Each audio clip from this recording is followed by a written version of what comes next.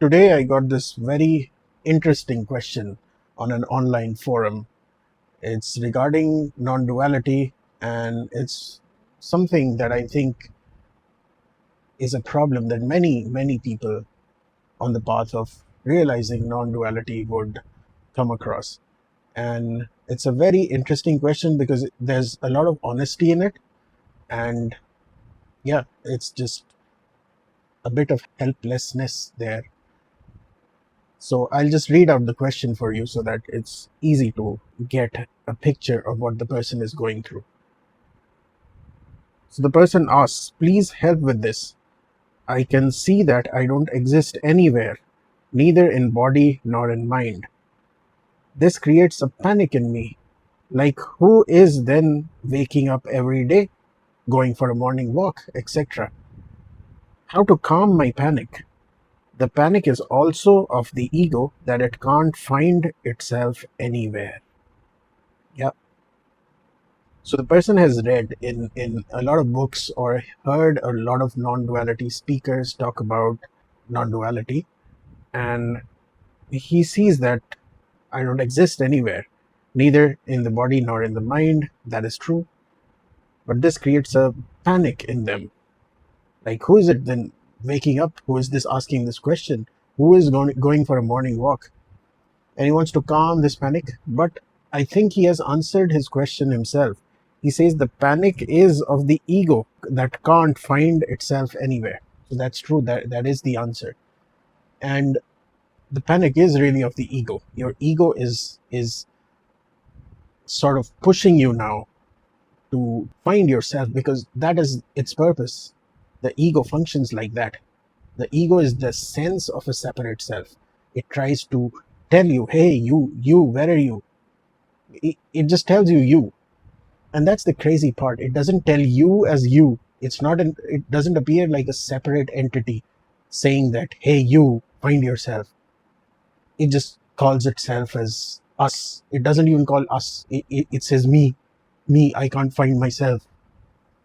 And that does create a panic. And the panic is so much that, and so real, it feels so real that it pushes you to abandon all the knowledge about non-duality you've learned thus far. It pushes you to say all of this is useless. You are you. I mean, you're here. If there's no you, then who is this speaking? Who is this thinking? And who goes on a morning walk in the morning? That's the scary part about the ego, is it doesn't say you. Hold this thought and think about it. It doesn't call itself as you. It just calls me. It just says me, right? Doesn't even say it. Just makes you feel that way. It's a sense of a self that is separate from everything else. An analogy I use very often with my close friends is of a movie called The Venom. Venom, if you haven't seen the movie, is a character from the Spider-Man universe. It's Venom, I think, started off as a villain in the Spider-Man series, but Sony Pictures went ahead and made a solo movie about the character, and it's is not really a villain, but he's not really a hero as such. So this character Venom is actually a parasite that has come from outer space on a space shuttle that was returning back to Earth. And this parasite is an alien parasite. It's sort of a blob-like thing, black blob-like thing. And parasites, as all parasites do, they find a host to feed on, to fulfill their purpose. They need a host. They can't exist or do anything independently. They need a host. And this parasite comes just clinging onto a space shuttle, then finds a few humans, but is not really able to bond with them until it finds a guy called Eddie Brock. This parasite finds a guy called Eddie Brock and bonds with him, right? And the movie is all about the struggles of Eddie Brock with Venom, and The way venom operates is that it takes over the body. The whole black thing takes over the body, and Eddie Brock gets covered in that black blob. And Eddie, while just becoming the new creature called Venom, he just looks at his hands and it's like, what's happening to me? And it takes over that character when the parasite and the guy Eddie Brock are fully bonded. The character is called Venom. And then Venom makes his first sentence. He says, "We are Venom. We are Venom." And Eddie Brock is confused. There's some doubts. Like, we are Venom. Venom just says, "Yes, we are Venom." And the Venom just goes on fulfilling its agenda. Right? It goes like a menacing creature. I mean, it's not trying to be menacing, but to other people, it looks like it's a menacing creature, and people get scared. They shout at it, they throw objects at it, and try to attack it. And Venom then reacts back, and it eats certain people, like devours them fully. Some walking people in the city, and that's how the ego really operates. It says we are Venom. The cool thing about Venom is that it at least says we are Venom. Ego doesn't say we are Venom. It just says me. It just says me. I'm hungry. Venom, when it gets hungry, it says we are hungry. Because Eddie asks, "Why are you eating people? Why are we eating people?" And Venom replies, "We are hungry." And slowly, over the course of that movie, I'm talking about Venom Part 1. There's 3 parts now. I haven't seen the other 2. But the first movie is what I'm talking about. The whole movie is about the struggles of Eddie trying to dominate uh, the parasite Venom, and the Venom trying to get its work done using the host. What ends up happening is that, of course, it's a movie, so good things happen always in movies. What happens is that Eddie Brock is able to get his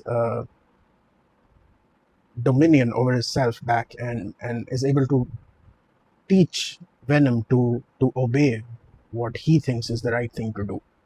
It teaches him that we will only eat tater tots and chocolate and French fries instead of people. And it's a very light-hearted and interesting movie to watch. So I would recommend watching you just as a casual watch. But while you're watching it, just keep in mind that that is how the ego operates. It just tells you we are Venom. But you just don't have to let that Eddie die. Eddie is your realized mind.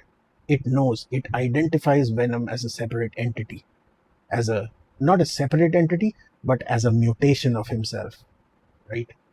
So Eddie must know that this Venom is calling itself as us. We are Venom. We are not really Venom. It's just trying to do its own stupid agenda through me. And when you realize that it's the ego panicking when it's not able to do its job, the only job that it was made for, to identify as it's to make you feel a sense of a separate self. And when that doesn't happen, panic happens. But then ask, who is it that is panicking? It's ego. It's Venom that is panicking. The Venom is trying to get its will done through you. You are the one who's free from all volition. You are not separate from anything at all. You are the self. And I noticed you said something about, let me see. You said that I can see that I don't exist anywhere, neither in the body nor in the mind.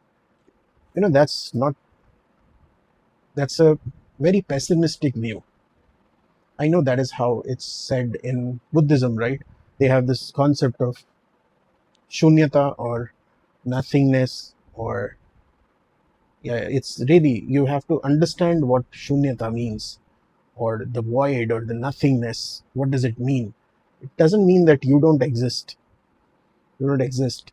It really talks of dependent origination, which is that everything that you think you are is in dependence to something else. That doesn't mean you really don't exist. What you call as you is currently your mind, and a realized mind is also a mutation of the self, or the not self, whatever you call it. That is why it can be tricky when you see it as nothingness, your true self as nothingness. It's pessimistic because obviously, if not anything, the panic is very much there and you feel it. So it can be tricky if you don't really understand what's panicking. The panicking is of the mutated ego that has arisen out of you for a job. Let's say your hand is accustomed to tapping, right? Like you'll see some people, they just can't sit still. They'll be shaking their knees or their legs all the time. And it becomes a subconscious reaction, right? You're just sitting there and your legs are shaking. You don't know why. And it just feels natural. But you can you can understand that they are shaking because of some conditioning, some prior conditioning that you currently maybe don't have access to. You don't know why you're shaking your leg, but you don't need to. You don't need to. There's no need. And nothing will happen to you if you don't shake your leg. The ego is similar. It identifies itself as a separate self. It identifies just a part of existence and calls it as you. I mean, there are no parts in existence. It just draws an outline on its own and calls it as you, based on your senses, based on how you feel. You can feel up till the skin, so that becomes your body. You can think of certain thoughts, those become your thoughts. You can feel the panic, and you think you are panicking. Yeah, that's all there is to it. You have to understand it's the venom that is panicking, not you. I really like the Hinduism way of very gradually reaching up to the true self or the no self, whatever you call it. But Hinduism doesn't call it as no self. Advaita doesn't call it as no self. It calls it the true self. And the true self is all there is, all there is. So when you go out for a morning walk, it's not just you going out for a morning walk. The morning, the sun, the park, the other people walking, the grass, the air around you, everything is the self. It's just that your ego is constantly identifying this body as you. And it's saying that that can't be true. Obviously, someone woke up in the morning, someone wore those track pants, someone went to the park and started walking. You were constantly there. Your consciousness was there. The consciousness is flowing through the body. Of course, it will notice the body. Consciousness is flowing through other bodies and other forms as well, but that knowledge comes back to them. Don't use that knowing to say that I am this. This fundamental error is the ego. Yeah, just like venom, it envelops you. It creates a false envelope, an envelope that was never there. And it says we are venom. No, no, we are not venom. You are venom. You're the ego. And you're a primitive part of me. And I understand that you were built for this purpose. But yeah, you were built for a specific purpose. And now you've mutated to a large degree, mutated and taken over the boss itself. And the boss is me, the true self. This in Hinduism or Advaita Vedanta is called Atma. Atma is the true self. And in Buddhism, this is called Anatma, that there is no true self. Because anything that you identify as the true self, then, the rest of it becomes the not true self, which is very dangerous. That is why Buddha always cautioned against Atma. But yeah, at least in your regard, a better way to understand is that the self is all that exists. Don't say you don't exist. You exist everywhere. Say that you exist everywhere and all the time. Right? Don't let the ego box you onto this body and mind or this current feeling of panic. You're not that. And even if you think this panic is unbearable, know what is panicking. You know, I could tell you ways to calm yourself, as you've asked, right? How to calm this panic. I could tell you numerous ways to calm yourself. Meditate, get engaged in something, engage your mind in some hobbies or pursuits of other sort. But none of that is a lasting solution. None of that is a dominating solution. Just like venom will come back stronger. It will catch you when you're not engaged in something. It will catch you at night. It will catch you right before sleep. It is constantly with you, and it has one purpose, and it is true to it. It is primitive. It is its only job. It is to identify itself as the separate self, and it will catch you. So there's no escaping it. The only thing you can do is to dominate it. And you can't dominate it with might. You cannot dominate it with stories. You can't get it to be afraid of itself. You can only dominate it by knowing it. Knowing it as your own primitive, mutated part that is now grown out of control and is trying to tell you that you are limited. Yeah. So tell venom to shut up. Train venom to come out when you need it to. Ego has its purpose, and ego's purpose is to protect its body, protect the body that consciousness is flowing through. So if somebody is stealing your food, you protect it. This is my food. If somebody is trying to hurt you, you protect yourself, saying, no, you shouldn't hurt me. You can't hurt me, and fight if you need to. Venom has great powers, but the power shouldn't be over you. That's all that I'm saying. So yeah, we are not venom, and you are not this limited entity. You are existence itself. You are the truth itself. You are the reality itself, always and everywhere, ever present. Don't limit yourself into a box. I think it was Shankaracharya's very famous saying, or it's, I think, the line in Nirvana Shatakam that keeps repeating after every stanza. It's called Chidananda Rupam Shivoham Shivoham. Shivoham Shivoham means that I am Shiva, I am Shiva. But Chidananda Rupam, but what is Shiva, right? Shiva is Chidananda Rupam Shivoham Shivoham. Chid Ananda. Chid Ananda is made of two words, Chid and Anand. Chid means consciousness, and Anand means bliss.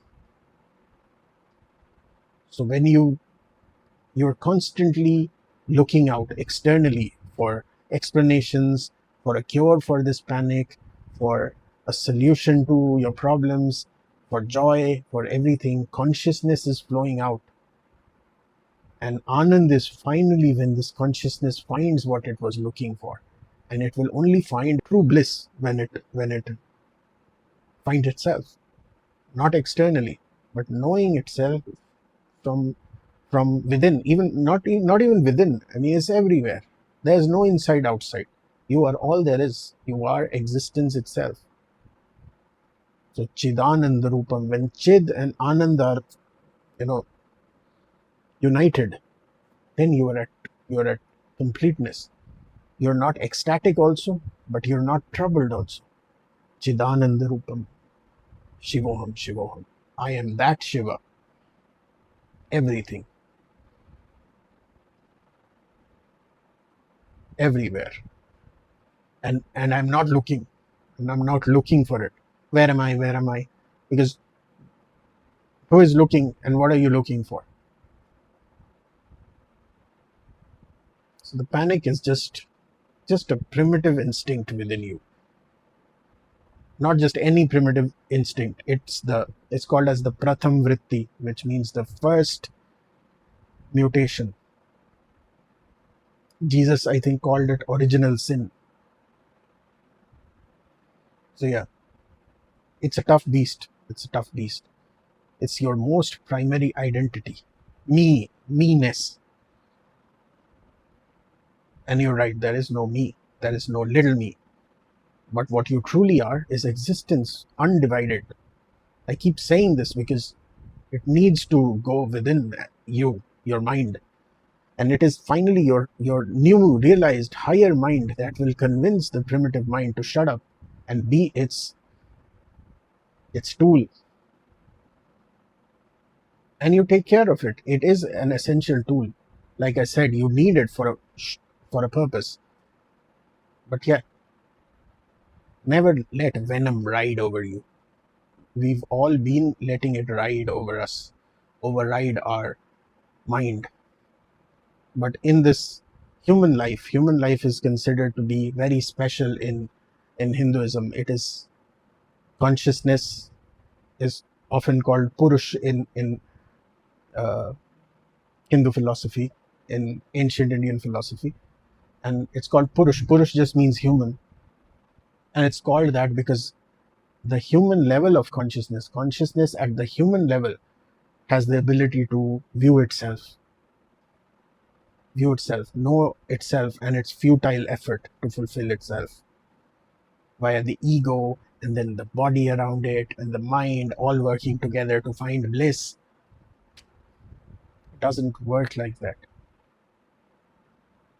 It's a constant process. And in due time, everybody is bound to realize this. It's just a matter of days, years, months, lifetimes. It's just a matter of how much experiencing outwards, how much of time, how much of suffering you need to get exhausted and to look inwards. Just look at why are you looking in the first place. And the non-dual path gives you this realization early on. It gives you the ability to fast track your path back to realizing yourself. And of course, it's not going to be smooth sailing, like you learn about something and okay, understood. No, this realization is abrasive. It tries to uproot everything that is false. And I can understand why you panic, because you are uprooting the most deepest layer, which is the ego itself. So yeah, know that you can't get hurt while doing this. It is tough, but it's necessary. And yeah, just see it as venom, as an just a just a parasite on you. That's a part of you, that is a mutated part of you, and see that it is that which is panicking. It is that which is constantly trying to tell you who you are. But do you need something to tell you who you are? Don't believe in anything. Just you already are on the right path. You already know it. Just find your conviction in it, and really convince that primitive part to shut up. Once the conviction is higher than your primitive sense, just the subconscious feeling of me, then the panic will die down. And for most people, it takes time. It takes repeated meditation on just your true self. And when I say meditation, I don't mean some guided meditation where you hear music and just try to feel everything. No, the feeling is of the me. Realization is a knowing, is an inherent knowing. Reach that pinnacle again and again, again and again. And every time you reach that tippy top, your journey back to the top when you drop down again will be quicker. And slowly it will become your home. You will live at that peak of non-duality. And you will only come down when such panic hits, or somebody calls you, or somebody disturbs you. But that is all for later. Right now, the answer to your question is just see this panic as of the ego trying to do its job. And you know you're not the ego. You're not what the ego is telling you. First, know that you're not the ego, because it says what? We are Venom. It just says me. So know that it's what makes you you. Just because you can feel the body, you think you are you. Just because you have access to certain thoughts, you think those thoughts are yours. Those thoughts are just thoughts arisen out of a mind. And the mind arose within the body, due to the body. And the body came from two people who are your parents. When did the you come? When did the me come? It's just a sense. And that sense of this self, the separate self, is the ego. So yeah, don't, I wouldn't say don't panic, but you already have the knowing. Just find your conviction in it. Everything is right in front of you. This is what the masters call as practice. Practice. You will feel this panic in your daily life. The whole world will scream at you saying that, hey, you. They will call you by your name. They will address your body. They will point out your mistakes. They will celebrate your success. And you get engaged in it. Happy during the successes. Sad when a loss happens to you. There is no you. There is no separate, unique, individual you. It's just a sense and your access to certain thoughts and your access to being able to feel the body. All of that is there, but it's not.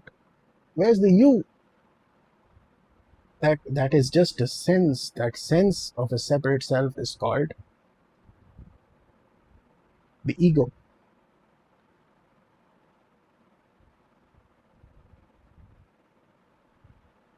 See how this is not something I've premeditated that I'll say this, but see how I am consciously meditating on it. This meditation can be called more of a contemplation. Constantly deriving this, not because this is my opinion, but I'm always trying to look back. What is this sense of panic? Who is panicking? And then I see it. What will happen? What can this panic do to me?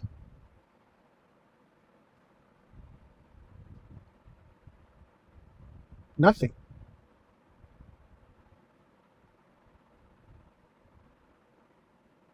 So I hope you have your answer. If not, I think a good way to get rid of that panicking feeling is to watch that movie that I suggested and contemplate on this. Contemplate on this, and that is the only solution. True solution. Rest, everything else are just relaxation exercises. The ego is stronger than them all. Ego is the biggest beast of them all. So only realization can conquer it. So repeatedly practice contemplation.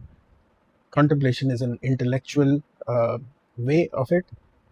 There is a heart-based way also, bhakti, which I do understand, but I do not talk about it because that has not been my path.